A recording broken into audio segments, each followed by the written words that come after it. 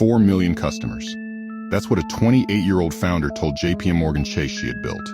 The largest bank in America believed her. They paid $175 million to buy the company.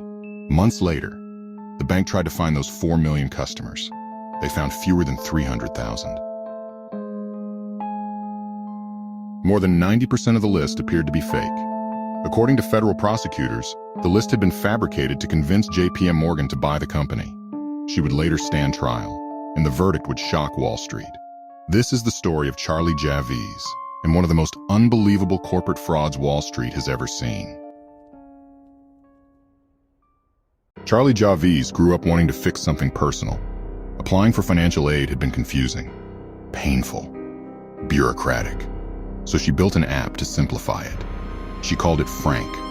A simple pitch: help students cut through the financial aid maze for a small fee. She enrolled at Wharton. She built a network of believers. Venture capital began to notice. Investors, including a well-known venture capitalist, backed her early. The press loved her story even more than her product. In 2019, Forbes named her to its 30 under 30 inches list. She wasn't just a founder. She was a symbol. Proof that a 20-something could outsmart an entire broken system. By 2021, Frank had a powerful new admirer, JP Morgan Chase. The bank was racing to win younger customers before fintech rivals got there first. Javice told JP Morgan something extraordinary. More than 4 million students used Frank. Soon, she said, it would be 10 million. To JP Morgan, those students weren't just users. They were future homeowners, future credit card holders, future lifelong customers. The deal closed for $175 million. Javice personally walked away with millions and a new title, managing director at one of the most powerful banks on earth. It looked like the perfect acquisition. There was only one problem. The customers JP Morgan thought it bought were about to disappear. Inside JP Morgan, something didn't add up. The bank tried to market directly to Frank's millions of customers. Email after email bounced back. Engineers were asked to run the real numbers. The real number wasn't 4 million. It was closer to 300,000. Behind the scenes, according to court testimony, a Frank engineer had once been asked to help generate fake user data and refused. He would later become a key witness against the company that hired him. The celebrated founder's story was starting to look like a facade. In 2022, JP Morgan filed a lawsuit. The bank's claim: Frank's customer data had been largely fabricated.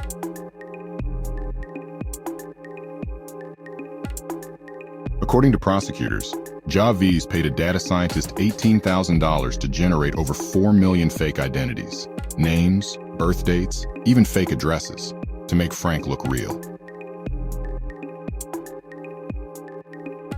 In 2023, federal prosecutors charged Javice with securities fraud, wire fraud, bank fraud, and conspiracy. She denied criminal wrongdoing.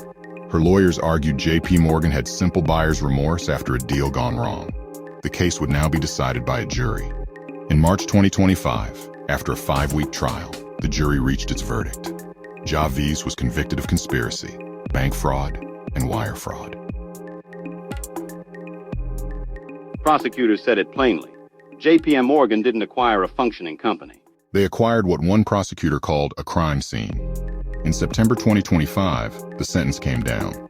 Over 7 years in federal prison.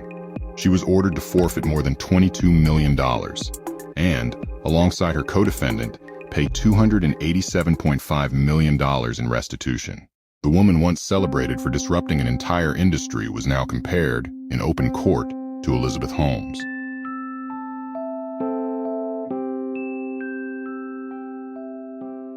JP Morgan is one of the most sophisticated financial institutions in the world. It still bought a company built on people who didn't exist.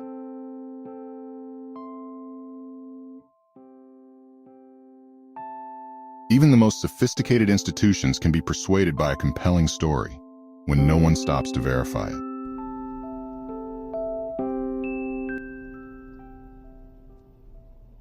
Subscribe to Scandalous Wealth for weekly investigations. All sources are in the description. We'll see you at the next scandal.